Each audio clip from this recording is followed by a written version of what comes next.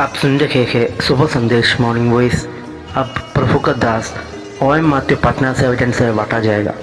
हो शक्तिमान प्रभु जी, कुदरत तुम्हारी शान यीशु जी।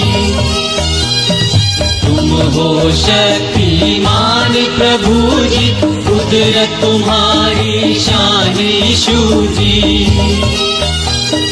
हमद ओसन्ना गाते हैं, हमद ओसन्ना गाते हैं, हे स्वर्ग पिता हम आते हैं, आशीष तुझसे चाहते हैं, हे स्वर्ग पिता हम आते हैं। परमेश्वर के नाम की स्तुति हो।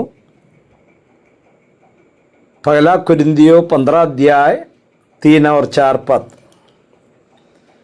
इसी कारण मैंने सबसे पहले तुम्हें वही बात पहुंचा दी जो मुझे पहुंची थी कि पवित्र शास्त्र के वचन के अनुसार यीशु मसीह हमारे पापों के लिए मर गया और गाड़ा गया और पवित्र शास्त्र के अनुसार तीसरे दिन जी भी उठा। यीशु मसीह का मृत्यु और उसको गाड़ा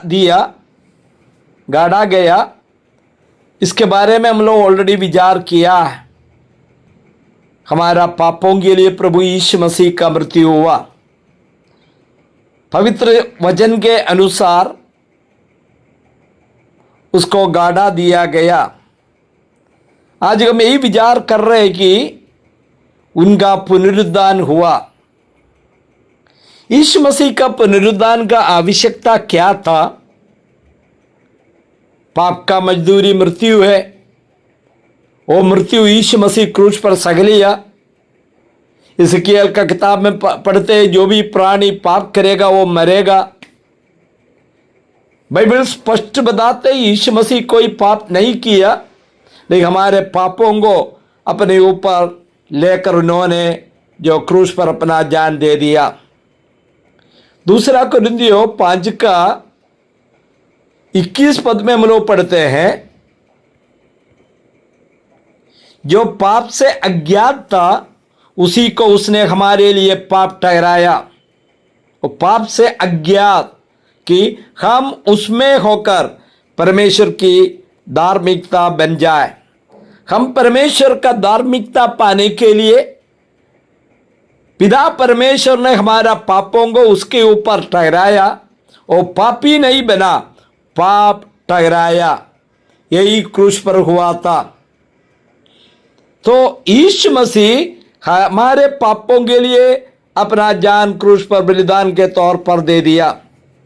यीशु मसीह अपना मृत्यु में भी पवित्र है, ये बात पतरस ने बताया। प्रेरितों का काम 2 का 27 पद में हम लोग पढ़ते हैं। प्रेरितों का काम 2 अध्याय इसका 27 पद में हम लोग इसी प्रकार पढ़ते हैं, क्योंकि तू मेरे प्राणों को अधोलोक में ना छोड़ेगा और ना अपना पवित्र जन को सड़ने ही देगा। देखिए, यीशु मसीह जो मृत्यु हुआ इसके बाद गाड़ा दिया है, लेकिन पहले ही पवित्र वचन में बताया अधोलोक में ना छोड़ेंगे और ना अपना पवित्र जन को सड़ने ही नहीं देगा। कहने का मतलब यीशु मसीह का शरीर को सड़ने नहीं दिया। वो कब्र में रहते हुए भी वो पवित्र है, उनका मृत्यु पवित्र है, क्योंकि वो पापी नहीं था। मेरा और आपका पाप उनके ऊपर लेकर यीशु मसीह अपना जान दे दिया। 31 पद में हम लोग पढ़ते हैं, 2 अध्याय प्रेरितों का काम 31 पद में, उसने होनहार को पहले ही से देकर मसीह के जी उठने के विषय में भविष्यवाणी की कि ना तो उसका प्राण अधोलोक में छोड़ा गया और ना उसकी देह सड़ने पाई। यहाँ पर भी वो भविष्यवाणी पूरा कर रही है, यहाँ पर गवाही दे रहा। इसी यीशु को परमेश्वर ने जिलाया जिसके हम सब गवाह है। हम पतरस ने बता रहे कि यीशु मसीह का जो मृत्यु हुआ और इसके बाद उसका पुनरुद्धान हुआ, उसका हम गवाह है। इसलिए यीशु मसीह का पुनरुत्थान अनिवार्य था। प्रेरितों का काम दूसरा अध्याय इसका 24 पद में, दूसरा अध्याय का 24 पद में हम लोग पढ़ते हैं, परंतु उसी को परमेश्वर ने मृत्यु के बंधनों से छुड़ाकर जिलाया। देखिए, मृत्यु के ऊपर विजय पाया पुनरुत्थान के द्वारा।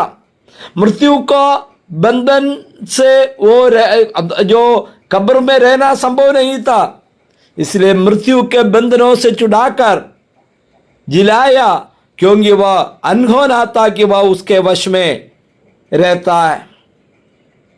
और आगे हम लोग पढ़ने पर वही प्रेरितों का काम 3:15 में हम लोग पढ़ते हैं। प्रेरितों का काम 3:15 में, और तुमने जीवन के कर्ता को मार डाला, जिसे परमेश्वर ने मरे हुओं से जिलाया, और इस बात के हम गवाह है। यहां पर यीशु मसीह को जीवन का कर्ता के रूप में देख रहे हो। कब्रिस्तान में था, लेकिन यीशु मसीह जीवन का कर्ता है। इसलिए जो पतरस ने बताते हैं, परमेश्वर ने मरे हुओं से उसको जिलाया, और इस बात का हम सब गवाह है। और एक और पद देख करके हम समाप्त करेंगे। और प्रेरितों का हम 4:10 में हम लोग पढ़ते हैं। 4:10 में, तो तुम सब और सारे इस्राएली लोग जान लो कि यीशु मसीह जो नासरी के नाम से जिसे तुमने क्रूस पर चढ़ाया और परमेश्वर ने मरे हुओं से जिलाया, ये मनुष्य हमारे सामने भला चंगा खड़ा।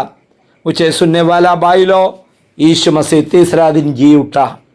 ये आशा दे रहे कि हम भी जी उठेंगे और परमेश्वर के साथ जो रहेंगे, जो अनंत काल तक। अने आगे की ओर हम लोग वो संदेश देखेंगे। प्रभु के नाम की स्तुति हो, आमीन।